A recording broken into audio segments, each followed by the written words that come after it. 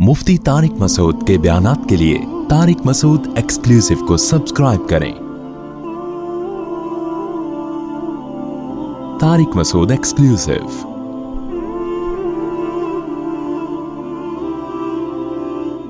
साहब हदीस में आता है क़यामत के करीब 73 फ़िरक़े होंगे जिनमें एक जन्नती है। इसमें फ़िरक़े से क्या मुराद है? अगर हम देवबंद को सही समझते हैं तो हमारे मुताबिक सिर्फ देवबंदी जन्नत जाएंगे, बाकी लोग नहीं जाएंगे। इसका जवाब मैं कई दफ़ा दे चुका हूँ कि हदीस में जो आता है ना 73 फ़िरक़ों में से एक जन्नत 72 जहन्नमी, तो उस हदीस में फ़िरक़े का नाम नहीं बताया। अगर नाम बताया गया होता तो सारे वो नाम रख लेते।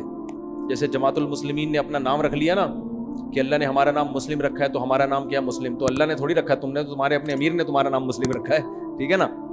तो सारे वो वाला नाम रख लेते। तो हदीस में अलामत बयान की गई है ताकि किसी भी नाम से हो अलामत से अंदाज़ा होगा कि ये जन्नती है या जहन्नम। वो अलामत क्या है? आप सल्लल्लाहु अलैहि वसल्लम ने फरमाया, सहाबा ने पूछा जन्नती कौन सा है, तो आप अगर फरमा देते कि वो देवबंदी जन्नती है तो सब अपना नाम क्या रख लेते? देवबंदी। आप सल्लल्लाहु अलैहि वसल्लम फरमाते कि अहले हदीस जो फ़िरक़ा होगा वो जन्नत, तो हम भी मस्जिद के बाहर बड़े बड़े वो लगा देते, हम क्या यहाँ से अहले हदीस। आप सल्लल्लाहु अलैहि वसल्लम फरमा देते कि जी वो बरेलवी जन्नत में होंगे, तो मेरी पगड़ी का रंग फ़ौरन से पहले चेंज हो जाता, यहाँ नक्शे पाक के निशानात होते और एक पीली चादर होती, चप्पल का रंग पीला होता। सल्लु अलल हबीब। मजा आता कि नहीं आता? सल्लु अलल हबीब। तो अगर आप सल्लल्लाहु अलैहि वसल्लम फरमा देते वो शिया होते तो यहाँ 5 उंगलियों के निशानात आप देख रहे होते, ठीक है ना। कूंडे पे आप लोगों को मैं बुलाता, मैं हर रजब को कूंडे का कूंडा निकाल देता हूँ मैं, कहता हूँ ये साबित ही नहीं है, तो कूंडों का कूंडा ना निकालता मैं, बल्कि कूंडों पे बुलाता, खुद भी जाता और जो कुछ शिया हजरात करते हैं वो कर रहा होता। तो आप सल्लल्लाहु अलैहि वसल्लम ने किसी फ़िरक़े का नाम मेंशन नहीं किया, बल्कि आपने अलामत बयान की। फरमाया मा अना अलैहि। क्या ज़बरदस्त हदीस है यार, मज़ा आता है, ये मोजज़ा है।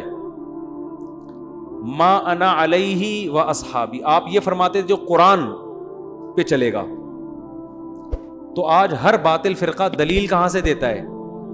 कुरान से। गामदी साहब के जितने दलाइल हैं आयतें पढ़ेंगे वो, जहां हदीसें आएंगी तो वो फौरन चेंज।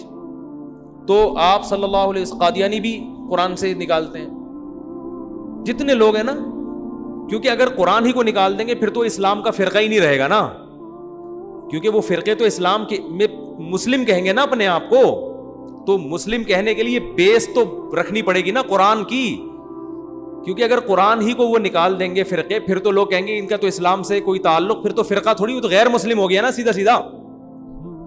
यानी वो तो जो गैर मुस्लिम जो अपने आप को सीधा कहते हैं हम गैर मुस्लिम, हिंदू थोड़ी कुरान से दलील देगा। तो इसलिए आपने ये नहीं फरमाया कुरान से दलाइल दें, फरमाया नहीं मा अना अलैहि, जिस रास्ते पर मैं हूं, व अस्हाबी, और मेरे सहाबा। क्या मतलब? कुरान की वो तशरीह जो हदीस के अगेंस्ट जा रही है उसको कबूल नहीं करना। वो फ़िरक़ा जन्नती है जो कुरान की वो तशरीह करे जो जिस पर मोहम्मद सल्लल्लाहु अलैहि वसल्लम का अपना अमल था। परवेज़ी फ़िरक़ा क्या कहता है? नमाज से मुराद जो कुरान में आता है ना, नमाज से मुराद है गैदरिंग, हज से मुराद है एनुअल गैदरिंग, साल में एक दफ़ा की गैदरिंग, और नमाज से मुराद है दिन में 5 दफ़ा आपकी मीटिंग हो फलाह बहबूद के लिए। तो नमाज की ये तशरीह पैगंबर से साबित है। जब कुरान में आया नमाज कायम करो तो पैगंबर ने 5 टाइम नमाज पढ़ी कि नहीं पढ़ी है? क्या हो गया? हज किया कि नहीं किया? जैसे किया वैसे करना पड़ेगा आपको। तो कुरान की वो जो परवेज़ी, कुरान को अहले कुरान कहते हैं अपने आप को, तो नबी ने फरमाया जिस पर मैं हूं। क्या मतलब? कुरान की वो तशरीह जो हदीस के खिलाफ है, जो नबी के खिलाफ है, नबी के तरीके के, वो तशरीह बोलो ना, नहीं चलेगी। आगे इतना भी काफ़ी नहीं है, क्योंकि बहुत से लोग हदीस को फॉलो करते हैं, हर मसला कहाँ से बयान करते हैं? बोलते क्यों नहीं भाई, हर मसला हदीस। तो आपने फरमाया वह अस्हाबी, और मेरे सहाबा भी उस पर चलते हो। 3 तलाक के मसले में कोई एक सहाबी से दिखा दे, कोई ज़ईफ़ हदीस दिखा दे जिन्होंने एक मजलिस की 3 को 1 कहा हो, मैं बयान करना छोड़ दूंगा हमेशा के लिए। और आज धड़ाधड़ 3 को 1 करके बीवियों को, हराम बीवी को क्या किया हुआ है लोगों ने? हलाल किया हुआ है। तो नबी ने फरमाया जिस पर मेरे, और मैं आपको बहुत से फतावा सहाबा के सही सनद से दिखा दूंगा, ایک مجلس میں کوئی 3 دے کر آیا, سب نے کیا فتویٰ دیا؟ 3 کا. حدیثوں کی ایسی تشریح جو صحابہ کی کیا ہو. میں نہیں کہہ رہا اہل حدیث جہنمی ہے, لیکن اہل حدیث کا یہ مسئلہ جو ہے یہ قرآن و حدیث کے بالکل اگینسٹ ہے. تو ما انا علیہ, جس پر میں اور میرے, بولتے کیوں نہیں صحابہ. تو آپ کہو نا میں بس قرآن و حدیث کو مانتا ہوں, غلط. قرآن حدیث کے ساتھ کس کو ملانا پڑے گا؟ صحابہ. وہ قرآن و حدیث جس پر صحابہ نے عمل کیا ہو. اگر وہ صحابہ ہی کے سمجھ میں نہیں آیا تو اس کا مطلب وہ آپ کی اپنی رائے ہے, وہ قرآن و حدیث نہیں ہے.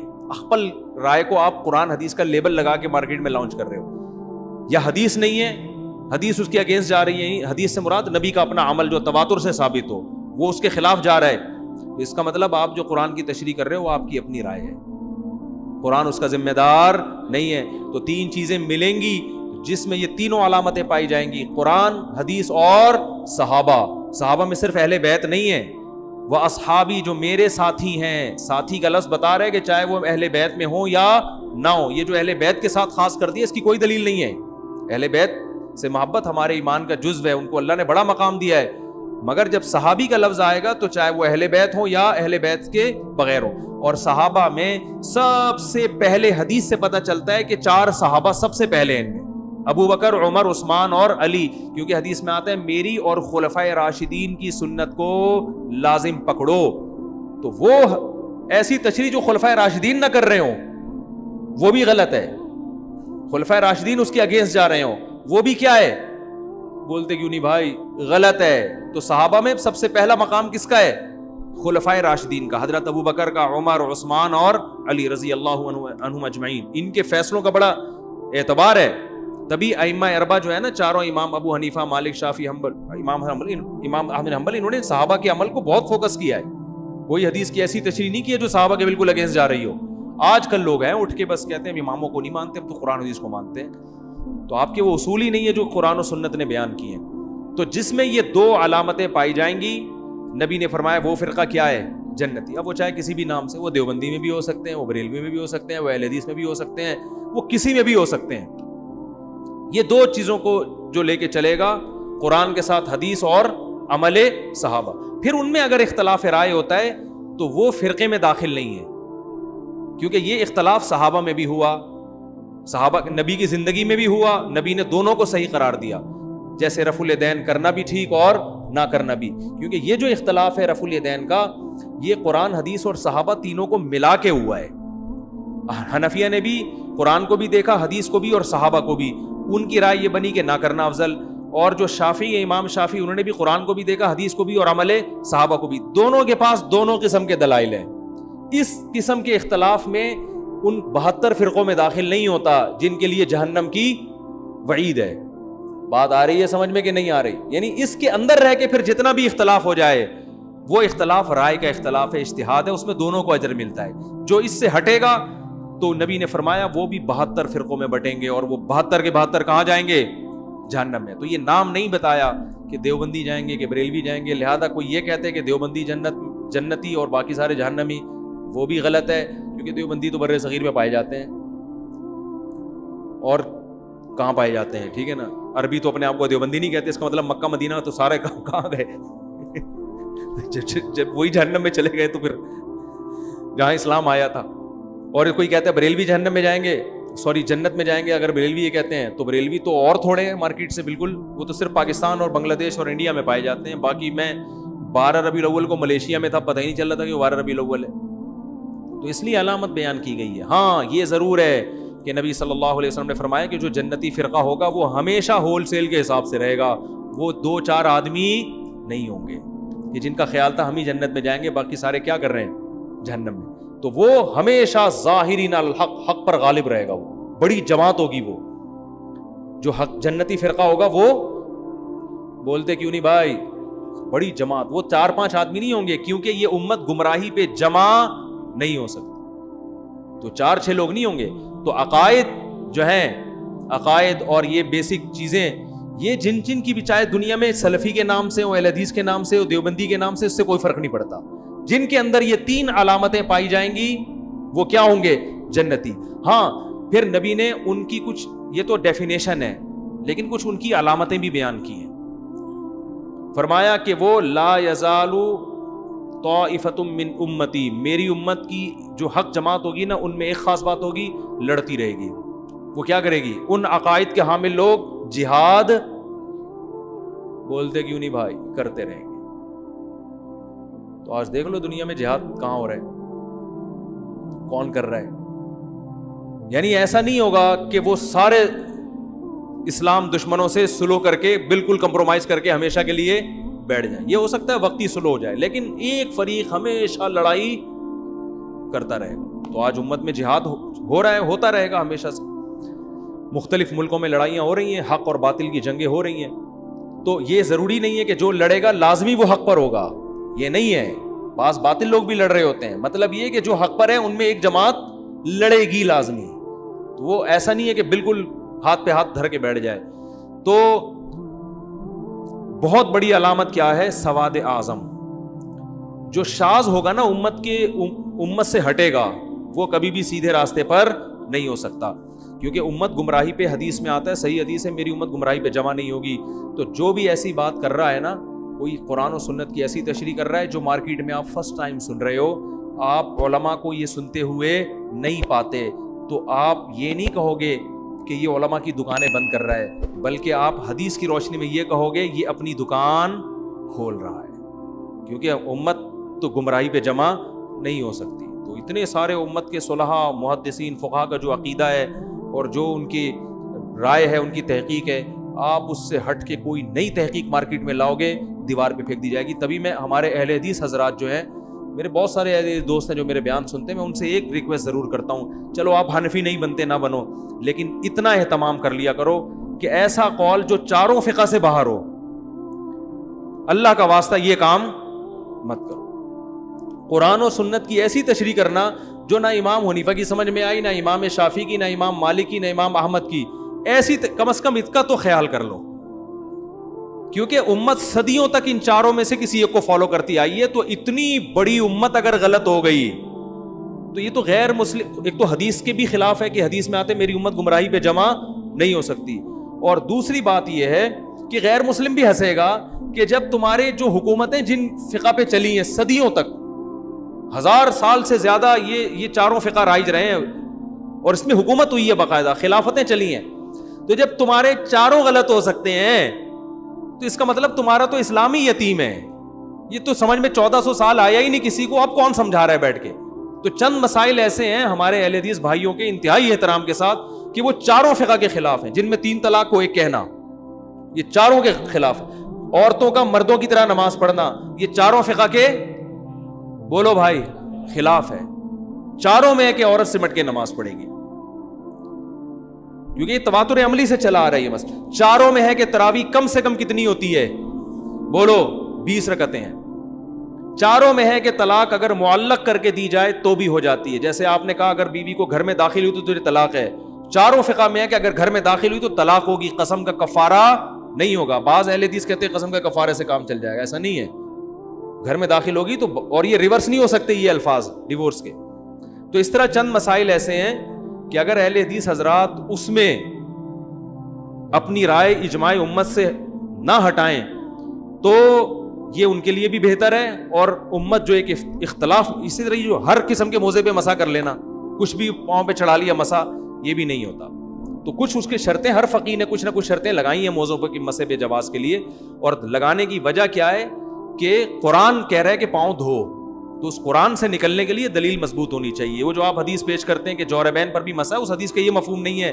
حدیث میں خفین کو بھی جورب کہا گیا ہے، کیونکہ عربی زبان میں خفین پر بھی جورب کا اطلاق ہوتا ہے. تو آپ حدیث کی ایسی تشریح کیوں کر رہے ہو جو پوری امت نے نہیں کی؟ تو وہ تو یہ جو پرویزی لوگ ہیں نا، جو منکرین حدیث ہیں، یہ بھی تو قرآن سے کہیں نہ کہیں نکال لیتے ہیں نا. تو بات صرف قرآن و حدیث سے نکالنے کی نہیں ہوتی، قرآن و حدیث کی ایسی تشریح کرنا جو پوری امت سے ہٹ کرو، یہ تشریح قابل اعتبار نہیں ہے. امت کو درمیان میں لانا پڑے گا. آپ امت کو سائڈ پہ نہیں رکھ سکتے آپ، کیونکہ امت پہ اعتماد ختم کر دیا تو یہ قرآن پہ اعتماد ختم. کیونکہ ہو سکتا ہے امت نے قرآن ہی غلط پہنچایا ہو. آپ کہہ سکتے نہیں قرآن کی حفاظت کا تو اللہ نے وعدہ کیا، تو یہ کس نے کہا؟ یہ بھی تو امت نہیں بتایا نا کہ یہ والی آیت بھی قرآن میں ہے کہ جس میں آتا ہے تو اجماع امت اس امت میں بہت بڑی دلیل ہے, کیونکہ یہ امت گمراہی پہ جمع نہیں ہو سکتی. وجہ کیا ہے کہ نیا نبی نہیں آ سکتا. اب یہ امت من حیث الامہ معصوم ہے, کیونکہ پہلی امتیں گمراہی پہ جمع ہوتی تھی, نیا پیغمبر آتا تھا. اب نیا پیغمبر نہیں آئے گا. اب امت اگر گمراہی پہ جمع ہو گئی تو قرآن پہ بھی اعتماد ختم, بخاری پہ بھی, مسلم پہ بھی, سب کتابوں پہ اعتماد کیا ہو جائے گا, ختم. کہ یار ان سے اگر یہاں غلطی ہوئی تو ہو سکتا ہے قرآن نقل کرنے میں غلطی ہوئی ہو.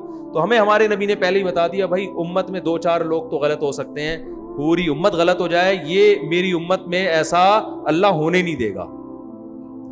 تو صدیوں سے جو مسائل اتفاقی چلے آ رہے ہیں نا, تو ان کو کم از کم اتفاقی رہنے دیا جائے. اور ہمارے کسی اہل حدیث بھائی کو ان مسائل میں اگر وہ سمجھتے ہیں کہ نہیں قرآن و حدیث کی دلیل مضبوط ہے, عورت کو چاہیے مردوں کی طرح نماز پڑھے, 3 طلاقیں 1 ہوتی ہیں, تراویح 20 کے بجائے 8 رکعتیں ہوتی ہیں, یہ اجماعی مسائل میں وہ جہاں بھی کوئی بڑے عالم ہوں تو میں بیٹھنے کے لیے تیار ہوں. لائیو کیمرہ چلا دیں, میں ان سے اس میں قرآن و سنت کی روشنی میں ڈسکشن کروں. کتنی بڑی بات کر دی میں نے. آپ کہتے ہیں نہیں ہم تو قرآن حدیث کو مانیں گے, اماموں کو نہیں مانیں گے, تو چلو قرآن حدیث ہی پہ بات ہوگی. میں بیٹھوں گا آپ کے سامنے, لائیو کیمرہ چلے گا اور ہم لائیو چلائیں گے, لوگ دیکھیں گے کہ دلائل کی دنیا میں چاروں اماموں کا مذہب مضبوط ہے یا آپ کی رائے. 8 رکعت تراویح میں ثابت کروں گا کہ یہ صحابہ کا مسلک بولو بھائی نہیں ہے. 3 طلاقوں میں ثابت کروں گا کہ قرآن و سنت سے 3 ثابت ہوتی ہیں. خواتین اور مردوں کی نمازوں میں جو سمٹنے کا مسئلہ ہے وہ بھی میں ثابت کروں گا. بات آ رہی ہے سمجھ میں؟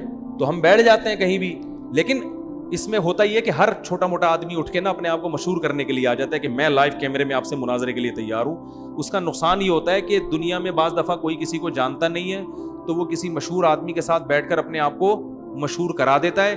کہتے ہیں مناظرہ جیتیں ہاریں چکر میں تو ڈال دیا نا, مشہور تو ہو جائیں گے, لوگ کہیں گے وہی جا رہا ہے جو مفتی صاحب کے ساتھ بیٹھا ہوا تھا. تو اس لیے اس میں اصول یہ ہوتی ہے کہ وہ ان کا کوئی ذمہ دار آدمی ہو, اور میں مناظر ہوں نہیں, میں کوئی پھڈے باز نہیں ہوں, میں تو آرام سے محبت سے بیٹھ کے بات کروں گا. تو آپ دیکھیں گے کہ دلائل کی دنیا میں جو چاروں فقہا کا مذہب ہے وہ کیا ہے, مضبوط ہے. تو عورتوں مردوں کی نماز میں جو آپ کہتے ہیں نا کہ حدیث نہیں ہے, حدیث اور بہت سارے مسائل میں نہیں ہے, لیکن آپ اجماع امت کی وجہ سے ان کو مانتے ہو. تو یہاں بھی آپ کو اجماع امت کی وجہ سے ماننا پڑے گا کہ عورت کو سمٹ کے نماز کا حکم ہے اور مردوں کی طرح نماز پڑھے. آپ کو اجماع امت کی وجہ سے ماننا پڑے گا. باقی پھر ہمارے اہل حدیث بھائی ایک بات کرتے ہیں کہ یہ دکھاؤ حدیث میں کہ عورت سینے پہ ہاتھ باندھے گی, عورت رکوع یوں کرے گی, عورت دونوں پائیں دائیں طرف نکالے گی. ہر جزئیے کا ذکر نہیں ہے. جب سمٹ کے نماز پڑھنا ثابت ہو گیا تو سمٹنے کی تفصیل ہر فقیہ نے اپنے حساب سے بیان کی ہے. اس میں ہر جزئیے پر الگ سے دلیل کی ضرورت نہیں ہوتی. کسی نے کہا سمٹنا اس کو کہتے ہیں کہ پاؤں یوں نکالے, کسی نے کہا سمٹنا اس کو کہتے ہیں. تو سمٹنا ثابت اجماع سے ہوتا ہے, باقی سمٹنے کی کیفیات میں اجماع نہیں ہے. وہ ہر فقیہ ہر مجتہد نے اپنے حساب سے بیان کیا اس کو. آپ تو کہتے ہو بالکل مردوں کی طرح چوڑے ہو کر نماز پڑھے گی, یہ نہیں ہے. میں سمجھا پا رہا ہوں اپنی بات کے لیے سمجھا پا رہا. تو جو اجماعی مسائل ہیں اہل حدیث بھائیوں سے انتہائی احترام کے ساتھ کہ کم از کم, اور الحمدللہ کچھ اہل حدیث اس پر عمل بھی کرتے ہیں. میرے جاننے والے وہ کہتے ہیں ہم اپنے بچوں کو بتاتے ہیں کہ بھائی ہمارے کوئی مفتی اگر فتویٰ دینا اور وہ چاروں فقہ سے باہر نکل رہا ہو اس کو فالو مت کرو. میں نے خود اہل حدیث سے سنا, وہ کہتے ہیں اس لیے کہ یہ چاروں کی سمجھ میں کیوں نہیں آیا. یہ چلو ایک سے غلطی ہوتی ہے, 2 سے ہوتی ہے, تو یہ چاروں کی سمجھ میں ہی نہ آئی, یہ کیسے ہو سکتا ہے. تو بہرحال 73 فرقوں میں جنتی کون ہوگا, نبی نے علامت بیان کی, نام بیان نہیں کیا. وہ علامت کیا ہے, میرے اور صحابہ کے طریقے پر. جو صحابہ کو نہیں مانتے وہ بھی اس سے نکل گئے, جو حدیث کو نہیں مانتے وہ بھی اس سے نکل گئے.